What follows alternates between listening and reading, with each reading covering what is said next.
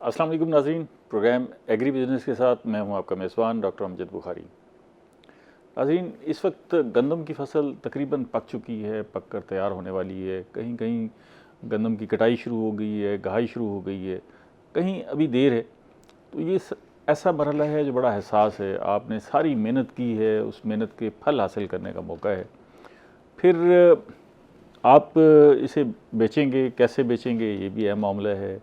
Rate sheet क्या मिलेगा, कहाँ से मिलेगा, ये भी मसला है। लेकिन हम ज़्यादा फोकस करेंगे कि इस मरहले पर जो है कटाई और गहाई को कैसे देखना है और फसल की मजमूई सूरत हाल क्या है, वो क्या एलिमेंट्स हैं जिनका ख्याल रखें ताकि जो हमने फसल पर मेहनत की है उसका फल अच्छा हासिल हो सके, और क्या ऐसे अवामिल हैं जिससे बचा जाए, जिससे नुकसान जो है वो ज़्यादा ना हो। इस मौजू पर बात करेंगे। हमारे साथ स्टूडियोज़ में जो मेहमान मौजूद हैं, मैं सबसे पहले आपको उनका तारुफ करवा दूँ। मेरे साथ पहले मेहमान डॉक्टर गुलाम मुस्तफ़ा साहब, आप ज़राई ऑफिसर हैं, महकमा ज़राअत तोसी से मुंसलिक हैं।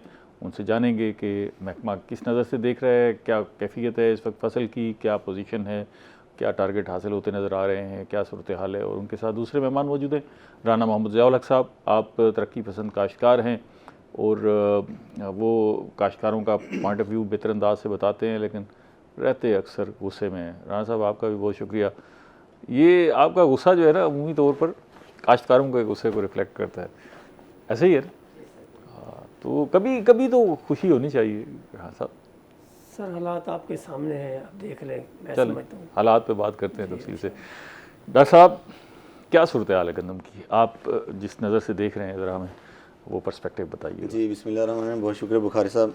जी, गंदम तकरीबन हमारी बिल्कुल ऐसे समझ लें कि इस वक्त कटाई के मराहल में इंटर हो चुकी है, तकरीबन दाखिल हो चुकी है या होने वाली है ऐसे? नहीं तकरीबन दाखिल हो चुकी है। अगर हम बात करें मुल्तान की आज की स्टेटस की, तो तकरीबन जलालपुर पीरवाला के अंदर जो है ना इसकी कटाई शुरू हो गई है। कस्बा मॉडल के वो इलाके जहाँ पर कोई थोड़ा सा हमारा बेल्ट जो शोर वाला है, वहाँ पर गंदम जो है जो जरा अर्ली, क्योंकि वहाँ पर स्ट्रेस जल्दी मिलता पक जाती है, अर्ली पक जाती है, तो वहाँ पर कटाई का आगाज़ हो गया। तकरीबन आज मुल्तान ज़िले की अगर हम बात करें तो 140-145 एकड़ जो है वो आज हार्वेस्टिंग आज की डेट तक हो अच्छा, चुकी वाह है। जी वाह। चलो फिर तो सारे काश्तकारों को मुबारक हो। किसी ज़माने हम बैसाखी का मेला मनाते थे, मेला बना के कटाई का आगाज़ होता था। इस खत्ते की बड़ी रवायत थी और बड़ा ज़बरदस्त मंजर होता था। तो राना साहब, आप कटाई कब कर रहे हैं? हमारी जिस तरह ये डॉक्टर साहब बता रहे हैं, जलालपुर में और हमारे शुएबाद की कुछ बेल्ट में काम शुरू हो गया है, कटाई का अमल शुरू हो गया। कहीं हार्वेस्टर हो रही है, कहीं रैपर लग गई है, कहीं हाथ से शुरू कर दिए। लेकिन जो हमारी जो मुल्तान के साथ साथ हमारी जो बेल्ट है, ये तकरीबन 12 अप्रैल के बाद सर जाके नजर कर रही है। ठीक है, 12 अप्रैल के बाद जाता है। तो अब वो मेला नहीं होता, तो फिर उसका जश्न आप घर में मना लेते हैं, क्या करते हैं? सर वो खुशी का समा था, बिल्कुल आपने बहुत अच्छी बड़ी जाके बच्चे भी, खवातीन भी, मर्द भी, सारे जाके खुश होते थे, खाते पीते थे। ख़ास तौर पे जलेबियों का मंजर है, झूले लगते थे, स्टॉल थे, सब खत्म हो गया। लेकिन अब वो चीज़ें नहीं रही सर, यकीन करें। पहले बड़े बहाल तो होना चाहिए। हाँ होना चाहिए, लेकिन अब इस वक्त जो है ना, इस वक्त वो चीज़ें नहीं। अच्छा डॉक्टर साहब, अभी हमें ज़रा फसल का मंजरनामा बताएं ना कि जी इस वक्त फसल कैसी है, कोई उससे क्या तवक्को रखी जाए, फिर आगे चलते हैं। जी माशाल्लाह, अल्लाह ताला की बड़ी करम नवाजी है। फसल अल्हम्दुलिल्लाह काफ़ी अच्छी खड़ी है, क्योंकि जिस तरह की सिचुएशन हम फील कर रहे थे उस तरह का हालात, जो उतार चढ़ाव दर्जा हरारत में आया और जो बारिश, वो आप देखें कि माशाल्लाह के लास्ट 2 नाइट्स बल्कि जो है ना वो काफ़ी टेम्परेचर डाउन रहा। इसी तरह ही मार्च का महीना फेवर में चला गया। अलबत्ता प्रेडिक्शन ऐसी थी कि शायद टेम्परेचर राइज़ कर जाएगा, गंदम की जो ग्रेन फिलिंग की है उसके अंदर इशूज़ आएंगे। आल्दो इस साल जो है वो हमारे पास जो बारिशें आई हैं, जो बारिशों का जो स्पेल था पिछले, अगर हम 4-5 साल पहले देखें, वो उस तरह का नहीं था। लेकिन कुदरत ने थोड़ा सा मौसम ठंडा कर दिया, मौसम ठंडा कर दिया। पूरा रमज़ान जो है बड़ा अच्छा गुजरा है, उसके असरात मुरतब हुए हैं। बिल्कुल डेफिनेटली उसके, क्योंकि पौधे गंदम की ये ग्रेन फिलिंग की स्टेज थी। जो हमारा मार्च पूरा गुजरा है ग्रेन फिलिंग का था। उस ग्रेन फिलिंग के दौरान अगर टेम्परेचर राइज कर जाए तो हमारा जो दाना है वो पिचक जाता है, श्रिवलिंग का सामना करना पड़ता है, उसको फोटोसिंथेसिस पौधा पूरा नहीं करता, क्योंकि इसने टेम्परेचर को देखना होता है। टेम्परेचर राइज करेगा, ये जो है ना वो डाइंग की तरफ, मरने की तरफ पौधा चला जाता है, और वो जल्दी जल्दी करता है कि मैं अपनी ग्रेन फिलिंग करूं। तो उसको प्रॉपर टाइम मिल गया। तो माशाल्लाह दूसरा ये है कि इस बार हमारे फार्मर के पास जो है वो फास्फोरस भी उसने अच्छा अप्लाई किया था, और बैलेंस यूज जो फर्टिलाइजर था, दोनों चीज़ों के असरात मुरतब होंगे। हाँ जी डेफिनेटली। एक तो नहीं, दूसरा नहीं, आपकी बात दुरुस्त है कि एक तो क्लाइमेट जो है वो बेशक अगर हम पिछले 5-7 10 साल का सिनेरियो देखें उस हिसाब से तो हमें बारिशें जिस वक्त चाहिए थी नहीं मिली, बारिशें तो हुई नहीं ना। ठीक है, फरवरी ऐसा गुजर गया, मार्च हमारा ड्राउट था, ड्राउट में खाली वाला मंजर था। ठीक है, बिल्कुल ऐसा ही था। लेकिन ये था कि कुछ किसान कार्ड गवर्नमेंट ऑफ पंजाब ने जो दिए थे फार्मर्स को, ये उनके लिए बड़ा प्लस पॉइंट गया है। इस बार हमारे पास जो है वो रिकॉर्ड सेल हुई है फास्फेटिक फर्टिलाइजर्स की, और किसी हद तक पोटाश भी हमारा जो है ना वो ज़्यादा सेल हुआ है अगर हम उसको पिछले साल से या उससे पिछले साल से 5 तो वो रिफ्लेक्ट हो रहा है, झलक नज़र आ रही है। जी जी, मैं बिल्कुल फसल के अंदर जो दाने की जो पोजीशन है वो माशाल्लाह बड़ी अच्छी है। अच्छा, तकरीबन बहुत अच्छी है, और होप सो कि हम जिस तरह मौसम हाल दो बड़ा सवेर था, अगर हम पिछले साल की निस्बत कंपैरिजन करें, पिछले साल तो हमारी बम्पर खराब थी ना, तो होप सो कि इंशाल्लाह हम उसके नज़दीक पहुंच जाएंगे। अच्छा, ज़बरदस्त, ये तो खुशखबरी वाली बात है। राणा साहब, क्या पोजीशन है आपकी नज़र में, दाने की क्या पोजीशन है, मोटा हुआ है या पतला रह गया, क्या मंजर है? सर इस साल जो अभी डॉक्टर साहब जो बात कर रहे थे, मेरी थोड़ा इससे मुख्तलिफ होगी बात, क्योंकि पिछले साल जो है ना सर मक्की का रेट भी आपके सामने था, काटन के भी सही हालात नहीं थे, तो मैं समझता हूँ हमारे काश्तकार ने फास्फोरस और पोटाश का बहुत कम इस्तेमाल किया है और रेट बहुत ज़्यादा था। एक तो ये था कि मिल रही थी खाद, मिल रही थी, दूसरा ये था कि किसान कार्ड था, आपके पैसे भी नहीं लग रहे थे, फौरी तौर पे आपके पास दस्तियाब थी। अच्छा, इस पे ज़रा सोच लें, मैं फिर बात शुरू करते हैं, एक वक्फा ले लें। नाज़रीन हमारे साथ रहिएगा, एक छोटे से ब्रेक के बाद मिलते हैं।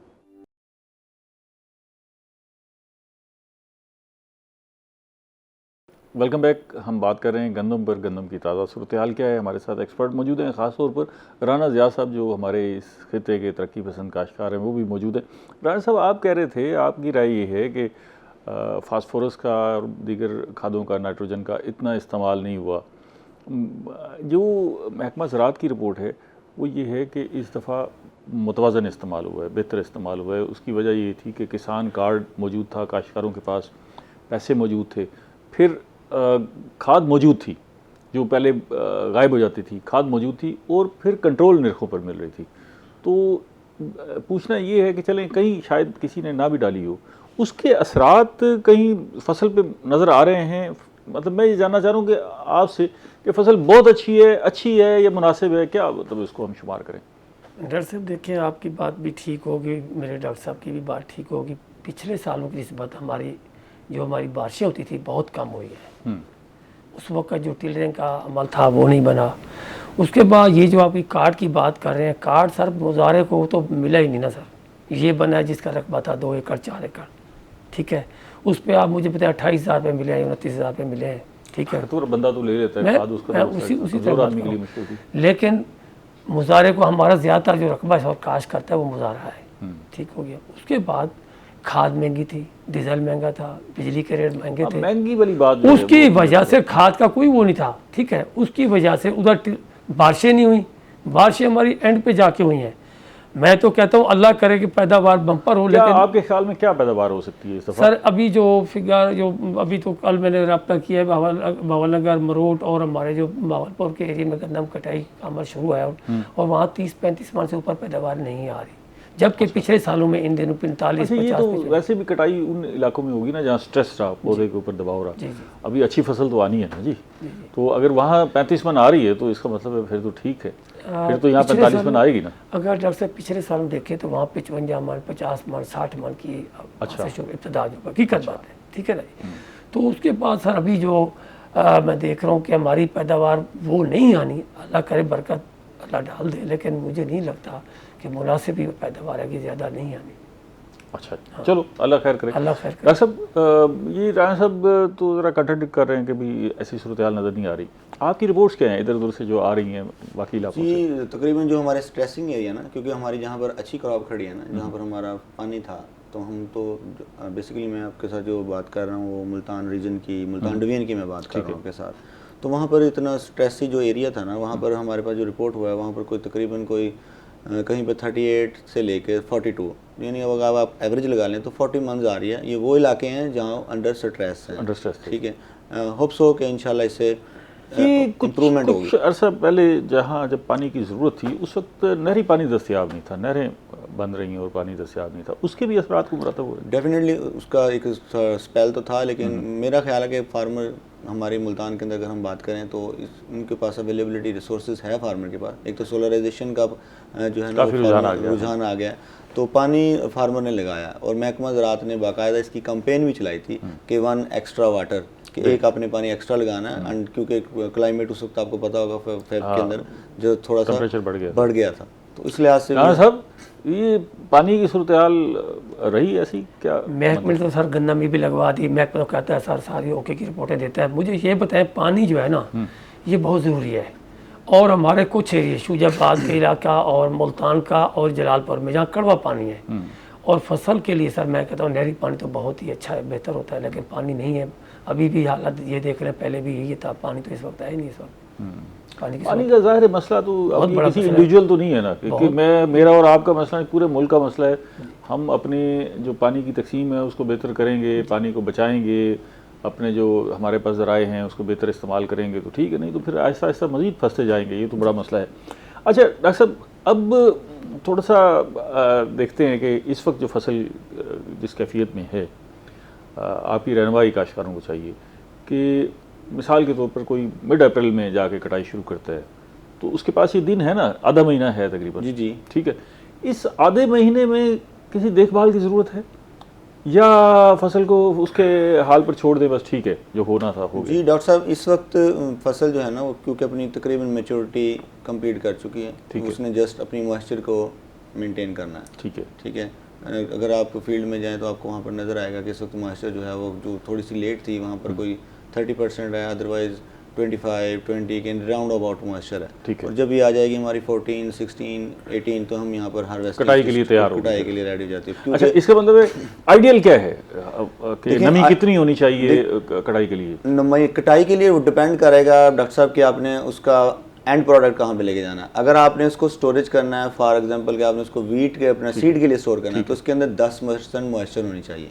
अच्छा ठीक है, उसके ऊपर आपने इसको लेके जाना है। वो फिर जो है ना, आप जो मिल्स के वाले फ्लोर मिल्स वाले होते हैं, तो ये जो होते हैं इन मालकान जो होते हैं इन्होंने मॉइस्चर मीटर रखा होता है। ये उसको देख के, जिस तरह मकई की आप एग्जांपल ले लें, मकई के अंदर भी जो मिल मालकान होते हैं उन्होंने ये मॉइस्चर मीटर रखा होता है, उस मॉइस्चर की बेस पे उसका रेट लगा रहे होते हैं। लेकिन प्रेफरेबली है कि किसकी मॉइस्चर जो है 10 से 14% के दरमियान। ये राणा साहब आपको कैसे पता लगता है मॉइस्चर का? पता लगता है या नहीं लगता? सर ये बातें जो है ना, ये तो सिर्फ जो है ना आरती मिडल मैन आगे करता है, लेकिन हम जब तना देखते हैं उसका गंदम को दोपहर को जाके, ठीक है, तो उसको थोड़ा वो करते हैं, टूट जाता है। अगर टूट जाता है तो हम समझते हैं कि हमारी गंदम पक के तैयार हो गई है। ठीक है, बाकी सर इसका एक प्रोसेस है, हार्वेस्टर लगती है, रैपर वाला रैपर काटता है, तो वो गंदम हमारी तकरीबन खुश्क हो जाती है। जब हम थ्रेशर लगाते हैं या हार्वेस्टिंग करते हैं तो काफ़ी गंदम हमारी खुश्क हो जाती है। नहीं, आप कटाई का फैसला इसी तरह का? हाँ, इसी तरीके हमारा जो जटाका तरीका सर यही होता है। दूसरा जटाका तरीका भी हमारे जो फार्मर हजरात है, किसान भाई वो करते हैं, वो दाना निकालते हैं, उसकी चबाते हैं और कहते हैं जब कड़क की आवाज़ आ जाती है तो दैट इज़ द पॉइंट के उसको वो हार्वेस्टिंग के लिए रेडी कर लेते हैं, क्योंकि फिर वो मशीनी आ जाती है, हाथ से आ जाती है। अगर हाथ से काट रहे होते हैं फिर उसको टाइम मिल जाता है, वो मज़ीद जो है वो ड्राई की तरफ चली जाती है। ठीक है, इसका मतलब है कि अभी जो है हमें फसल को कोई छेड़छाड़ करने की जरूरत नहीं, कुछ भी नहीं, उसको उसके हाल पर छोड़ दें। बिल्कुल, अगर वो उसमें मॉइस्चर है तो वो ये इन 10-12 दिनों में मॉइस्चर भी खत्म हो जाएगा और फिर कटाई की तरफ जाएं। बिल्कुल। राणा साहब, आपके ख्याल में अब ज़्यादातर जो कटाई है वो दरांती से हो रही है या हार्वेस्टर आ गए हैं? डॉक्टर साहब ये तीनों तरीकों से होगी यार। अच्छा, कुछ जो लेबर के भी इशू हैं, लेकिन बात करते हैं, मैं जरा लेकिन लेबर है ना जो इन दिनों के कुछ लोग सर जो लेबर हाथ से कटती है सर, उसके बाद रैपर लग जाते हैं, तीसरा हार्वेस्टर है सर। ठीक है, अब जो वक्त हालात ऐसा सारे जो बड़े जिम्मेदार है सर वो हार्वेस्टर लगाते हैं, वो जो काम होता है। हाँ, हार्वेस्टर अब काफ़ी आ गए। अच्छा, कुछ इलाके ना हमारे अब ये बलूचिस्तान से अपना इधर अपना चोलिस्तान से शुरू हुए हैं। ठीक है, उनकी अब हफ्ता हो गया, ऐसा इस तरह पर आए करेंगे। ठीक है, तो क्या रेट क्या लेते हैं वो? रेट सर वो तकरीबन 5,000 6,000 एकड़ का। अच्छा, लेकिन वो ये जो काम हमारा कई दिनों का है ना सर, वो घंटों में उससे सर यही फायदा है कि काश का, क्योंकि अभी एक स्पेल भी आ रहा है 8-9 के बाद ना, तो काश्तकार को बड़े मसाइल होते हैं, तो वो समझता है कि मैं जितनी अपनी जल्दी गंदम संभाल लूँ तो उससे फ़ायदा है। अच्छा, आपके ख्याल में डॉक्टर साहब अब क्या रेशो रह गई है दरांती से कटाई की, रेपर की और हार्वेस्टर की? डॉक्टर साहब बेसिकली ज़्यादातर रेशो जो है ना, हमारा जो फार्मिंग कम्युनिटी है या लोकल हम देखें, अब वैसे भी आप ये देखेंगे कि एक मैं ब्रेक ले लूँ क्योंकि ये अहम मामला मैं जानना चाहता हूँ, लोगों को भी पता लगना चाहिए जी जी क्या सूरत हाल है। नाज़रीन हमारे साथ रहिएगा, एक छोटी सी ब्रेक के बाद मिलते हैं।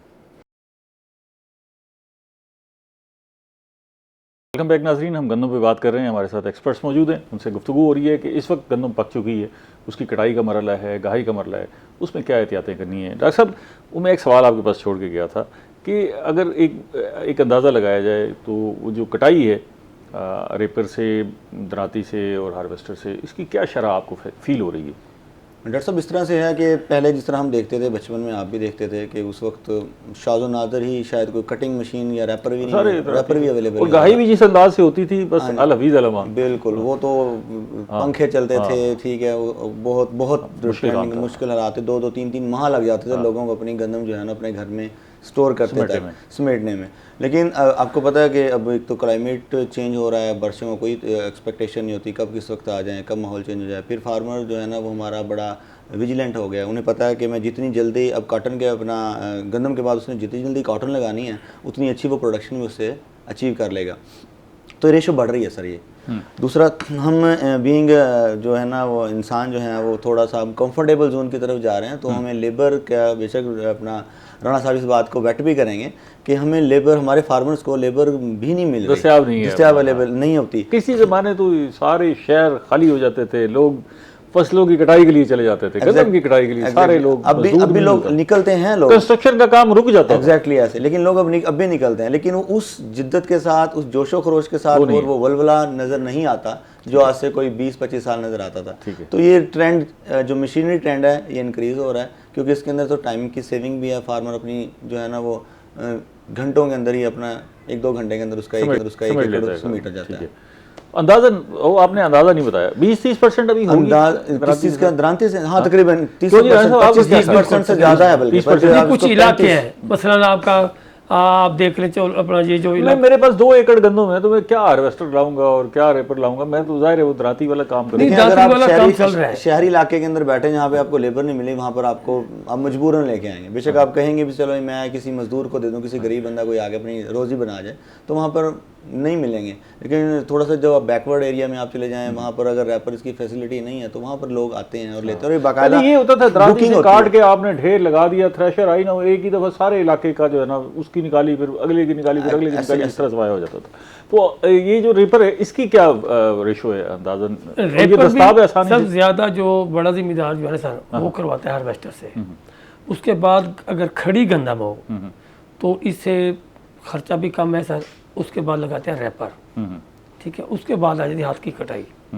हाथ की कटाई भी जहाँ पे आबादी ज़्यादा है, ये रेपर है, ये कहाँ से काटता है तने को? ये नीचे से काटता है, बिल्कुल नीचे से, बिल्कुल नीचे से। इसका मतलब है कि वो जो ज़ाय होता है, हार्वेस्टर से ज़ाय होता है, इसमें ज़ाय नहीं होता। ठीक है। तो मैं समझता हूँ कि ये रैपर अगर गंदम खड़ी हो, अगर गिर जाए तो फिर ये भी प्रॉब्लम होता है, फिर हार्वेस्टर लगती है या फिर हाथ से कटाई होती है। तो हमारा इलाका होता है, इस जगह पे आबादी नहीं है तो लेबर नहीं मिलेगी, साफ बात है, तो फिर वहाँ हार्वेस्टर या रैपर लगेगी। अच्छा, ये टेक्निकल सा सवाल है डॉक्टर साहब, अगर आप इसमें कंफर्टेबल हूँ जवाब देने में, कि इसमें ये तीनों जो तरीक़ाकार हैं कटाई के, इसमें ज़्यादा ज़िया, अच्छा मैंने काफ़ी सारे लोगों से या प्रोग्राम्स में बात हुई, कुछ लोग इस हद तक चले गए, वो कहते हैं जी 30% गंदम ज़ाय हो जाती है कटाई और गहाई के मरले में। चले, मैं इससे इत्तेफाक नहीं करता, मैंने कहा कि नहीं इतनी नहीं हो सकती रेशो, लेकिन वो मुसर है कि 30% तक ज़ाय हो जाती है। अच्छा, इसको 10% भी रख लें तो 10% भी तो ह्यूज अमाउंट है ना जी, कि इतनी सारी गंदम का ज़ाय हो जाना, अगर हम टोटल को अगर 10% उसमें से निकालें तो बड़ी बड़ी मकदार है।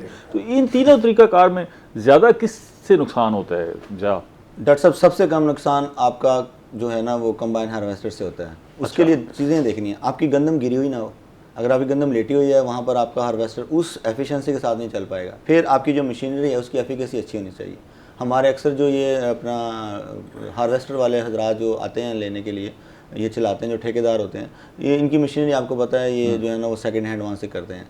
तो उसके बाद फिर यहाँ पर हमारे जो इसको ऑपरेट करने वाले लोग होते हैं वो भी इतने टेक्निकल एक्सपर्ट भी नहीं होते ना। पहले तो ये थ्रेशर का भी बड़ा नुकसान होता था, थ्रेशर में बहुत गंदम ज़ाय होती थी, बिल्कुल थ्रेशर इतनी एफिशिएंट नहीं होती थी। हाँ जी, तो वक्त गुजरने के साथ साथ उसमें चेंजिंग आई, क्योंकि आपने जितना ज़्यादा ब्लोर उठाना है, अगर आपका गंदम का दाना बारीक है वो आपकी तूड़ी के साथ वो आ जाएगा और तूड़ी में आ जाएगा, लेकिन फार्मर बाकायदा उसको देख रहा होता है, तूड़ी को देख रहा होता है कि मेरा दाना कितना आ रहा होता है। तो मेरी ऑब्जर्वेशन जो है और टेक्निकली भी यही है कि आपकी कंबाइन हार्वेस्टर से कम कम नुकसान होता है। आपका ये है कि उसके अंदर आपकी गंदम गिरी हुई ना हो। फिर फार्मर बड़े हमारे माशाल्लाह विजिलेंट हैं, वो क्या करते हैं जहाँ पर गंदम गिरी होती है उसको दरांती के साथ एक्स्ट्रा लेबर लगा के उसको इकट्ठा करवा काट लेते हैं, काटने के बाद इकट्ठा करा के फिर वहाँ पर हार्वेस्टर चलवा लेते हैं। अगर फार्मर जो है वो बहुत ज़्यादा लैंडलॉर्ड है और वो इस चीज़ को मद्देनज़र नहीं रख रहा, सर पे खड़ा नहीं हो रहा, तो वो फिर उसका नुकसान डेफिनेटली होता है ऐसे केसेस में अगर आपकी गंदम नीचे गिरी हुई है और आपकी मशीनरी सही तरह परफॉर्म नहीं कर रही, ऑपरेटर ठीक तरह नहीं बैठा हुआ। उसके बाद फिर आपका रैपर की बारी आती है। रैपर ने तो गंदम काट देनी है, फिर उसको इकट्ठे करके लेके चले जाते हैं। इससे ये है कि कोई जिस वक्त जो ह्यूमन मूविंग के दौरान उसके पाँव के नीचे कोई सीटा बिटा है या दराती से काटी हुई है वो तो फिर थ्रेशर में जाएगी, थ्रेशिंग में जाती है। थ्रेशर अगर एफिशिएंट नहीं है तो जाहिर है वहाँ भी नुकसान होगा। तो इसका मतलब है कि इसको कैटेगराइज करें तो सबसे कम नुकसान हार्वेस्टर में, कंबाइन हार्वेस्टर में, फिर रिपर में और फिर जो है थ्रेशर में। साहब अगर ये हार्वेस्टर से आप गंदम कटवाते हैं तो वो काफ़ी सारा तना रह जाता है, ठीक है ना जी, तो फिर उसका क्या करते हैं? उसको रोटावेट कर देते हैं या फिर उसको काश्तकार दोबारा काट के उसको भूसा बनाते हैं, क्या करते हैं? उसकी दो बातें हैं सर। अभी एक हार्वेस्टर ऐसी भी आई है जो तोड़ी भी बनाती है, गंदम भी निकाल जाती है, ठीक है, मैं समझता हूँ वो बहुत बेस्ट है। जो हार्वेस्टर ऊपर से काटती है फिर उसके ऊपर फिर ट्रैक्टर और उसके ऊपर उस रैपर आ गया सर, वो पीछे तूड़ी बनाते हैं, वो ऊपर से काटती है फिर वो मेहनत डबल हो जाएगी, उसकी डबल मेहनत हो जाती है। लेकिन तूड़ी भी बड़ी महंगी बिकती है, तूड़ी भी मजबूरी भी है। नहीं सर, पिछले साल और इस साल तो मुझे समझ नहीं आती कि इसका कोई भी रेट बहुत कम है सर। अच्छा, हाँ जी, चलो इस पे पैसों पे कीमत पे बात करते हैं ज़रा, थोड़ा सा ये टेक्निकलिटीज़ अपने काश्तकार को ज़रा बता दें। अच्छा, आपकी ख्याल में रिकमेंडेशन क्या है कि काश्तकार जो है अगर उसके पास अवेलेबिलिटी है तो कंबाइन हार्वेस्टर को तरजीह दे जी, और अगर वो फिर तना रह गया तो फिर उसको रोटावेट करे या उसको भी काट के इस्तेमाल में लाए, क्या रिकमेंडेशन? देखिए, आपकी बहुत अच्छा सवाल है इस मामले में, ठीक है। शायद राना साहब मिस कर गए इस बात को। हमारा अक्सर फार्मर जो है ना वो ना सिर्फ अपने साथ, अपनी ज़मीन के साथ, अपने माहौल के साथ और अपनी रहने वाली कम्युनिटी के साथ जो है ना वो, बल्कि मैं समझे कि अपने इकोसिस्टम के साथ एक बहुत बड़ा ब्लंडर कर जाता है कि ये काटते नहीं हैं। फिर उसके बाद हमारा फार्मर जो है जो छोटे मोटे तने बड़े रह जाते हैं ना, तो उसको चाहिए कि उसकी रोनी शोनी करके उसमें कोई यूरिया का छट्टा दे के उसकी प्रॉपर जो है ना वो गलने सड़ने का प्रोसीजर को, उसको डिकेइंग के प्रोसेस को वो फॉलो करे। लेकिन वो उसको क्या करना है, बर्निंग कर देते हैं, आग लगा देंगे। आग लगाने के बाद वो पूरे खेत में जो जो बड़ा सिट्टा पड़ा था, पीछे उनकी मिथ ये होती है कि ये जी जल जाएगी जल्दी, हमारा जो है ना वो मशीनरी करेगा, ज़मीन खाली हो जाएगी जल्दी। तो आपके प्रोग्राम के तवज्जो से मैं अपने फार्मर्स को जो है ना रिक्वेस्ट करना चाहता हूँ कि खुदारा आप ये आग लगाने वाला काम इसको तर्क कर दें, ठीक है। और दूसरा, हमारे यहाँ एक कंसेप्ट चल पड़ा है कि जानवरों के लिए, लाइफ स्टॉक के लिए, कि हम शायद ये समझते हैं कि हमारी जो तूड़ी होती है, ये गंदम का भूसा जिसको आप बोल रहे होते हैं, तो ये शायद ज़्यादा इसमें जो खुराक है, ग़िज़ाइयत है। हालांकि आप एनालिसिस करें, आपकी जो राइस का सटरा होता है जिसको पराली बोलते हैं, चावल की पराली, उसमें प्रोटीन कंटेंट आपकी गंदम के सटरा से कहीं ज़्यादा होता है। अच्छा, लेकिन हम उसको ज़ाया कर देते हैं और उसको आग भी लगा देते हैं। उसको तो कभी महफूज नहीं किया, उसको कभी भी महफूज नहीं करते, इसको महफूज कर रहे होते हैं। अगर महफूज करना है तो उसको कर लें, वैसे तो अगर इसको भी रोटावेट करते हैं, खाद बनाते हैं, ये आपको ज़मीन की फर्टिलिटी को इम्प्रूव करेगा। आपकी जो जिस तरह क्लाइमेट चेंज हमारा, इससे ज़मीन की फर्टिलिटी ना सिर्फ इम्प्रूव होती है बल्कि आपका मॉइस्चर कंटेंट जो होता है वो इंक्रीज कर जाएगा, ज़्यादा देर तक बत्तर में रहेगी हमारी ज़मीन, ठंडी रहेगी, ऑर्गेनिक मैटर उसका इम्प्रूव होगा। जो आपके फर्टिलाइजर डाल रहे होते हैं, NPK, DAP डाल रहे हैं, यूरिया डाल रहे हैं, उसका लॉसेस कम हो जाएगा और पौधे को उसकी अवेलेबिलिटी बढ़ जाएगी। एक ब्रेक ले लें, मज़ीद बात करते हैं। नाज़रीन हमारे साथ रहिएगा, मिलते हैं छोटी सी ब्रेक के बाद।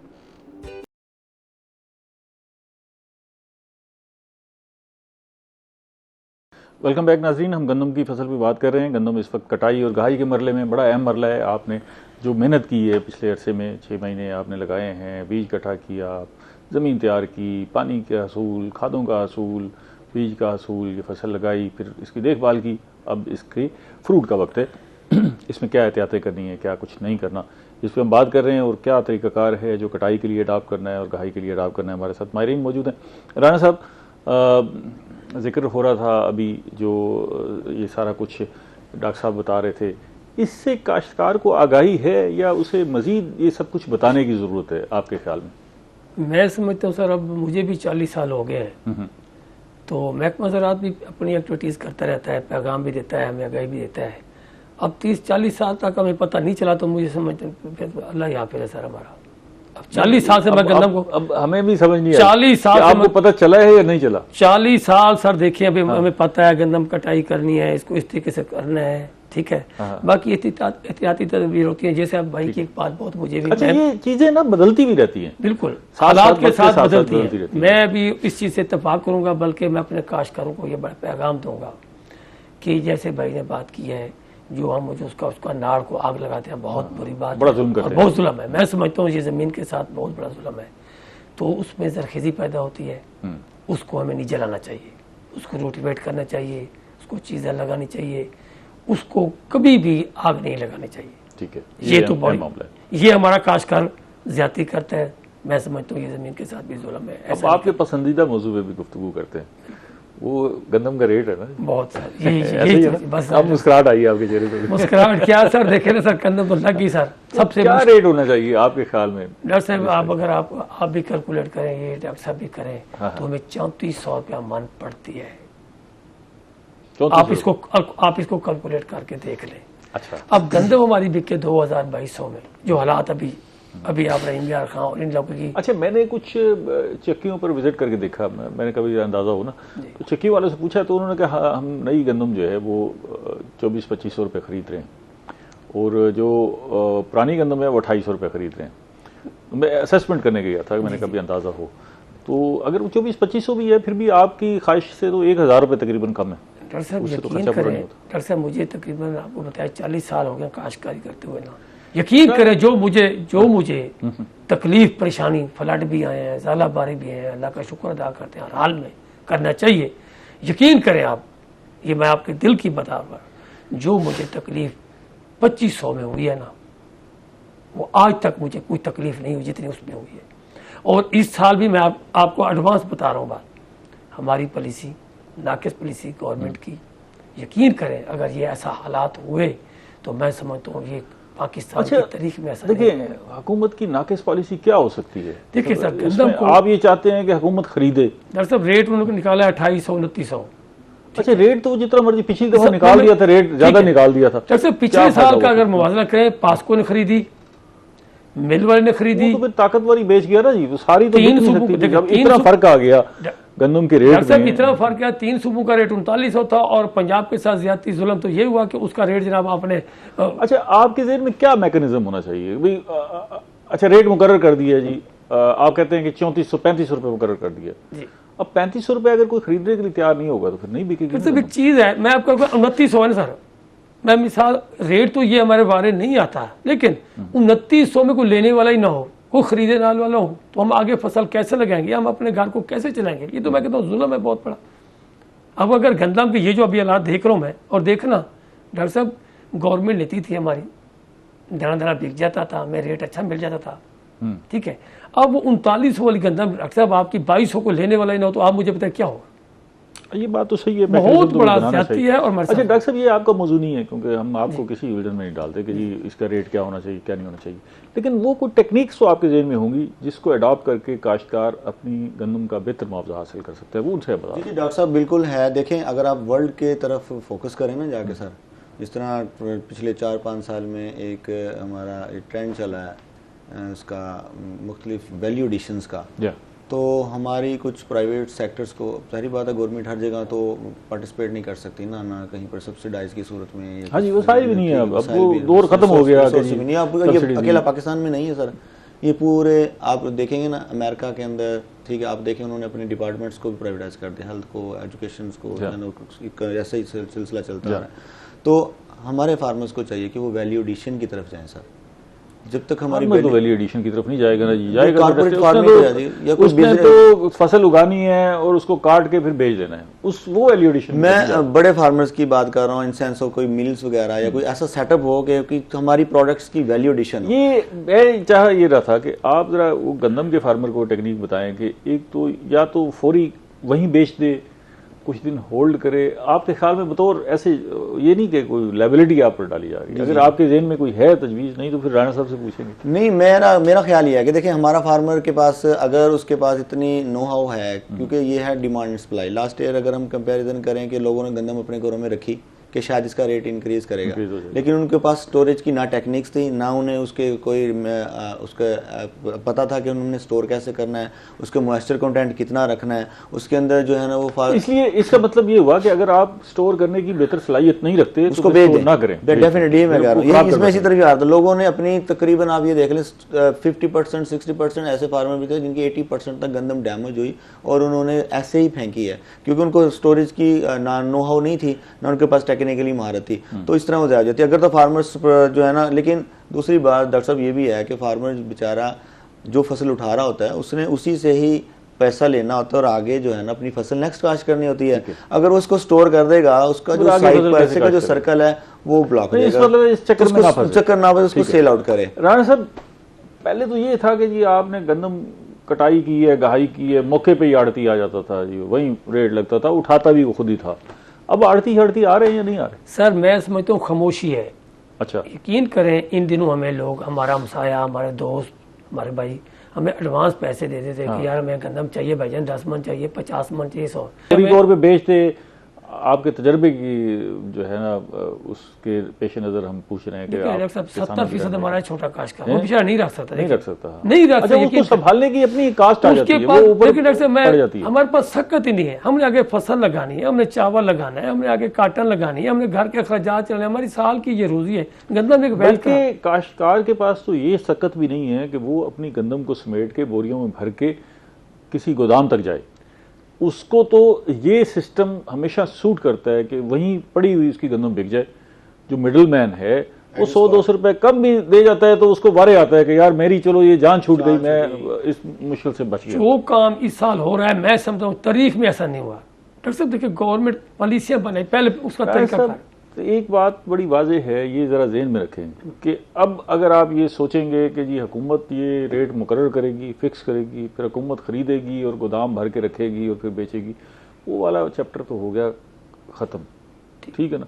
अब हमने आगे चलना है, जो आगे चलना है उसमें से रास्ता निकालना है। उसमें से रास्ता ये है कि या तो मिडिल मैन सामने आए, वो ख़रीद के इसको बेचे, अपने स्टोर्स बनाएं, जैसे हमारे यहाँ सड़कों पे बिकती थी। अब वो सड़कों की बजाय इसकी कोई शॉप्स, इसके कोई वेयर हाउस बन जाएं, इसके कोई बड़े आड़ती आ जाएं, तो उनको मैदान में आना पड़ेगा। गंदम तो ज़रूरत है ना जी, ज़रूरत। अच्छा, हम कोई वाफर गंदम नहीं उगाते, हम अपनी ज़रूरत की गंदम ही उगाते हैं। ये नहीं है कि हमने कोई बड़ी एक्सपोर्ट करनी होती है।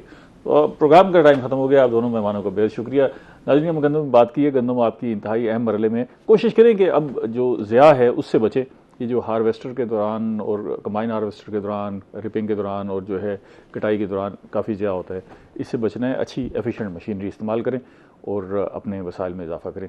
अगले प्रोग्राम तक इजाज़त दीजिए। अल्लाह ने के बाद।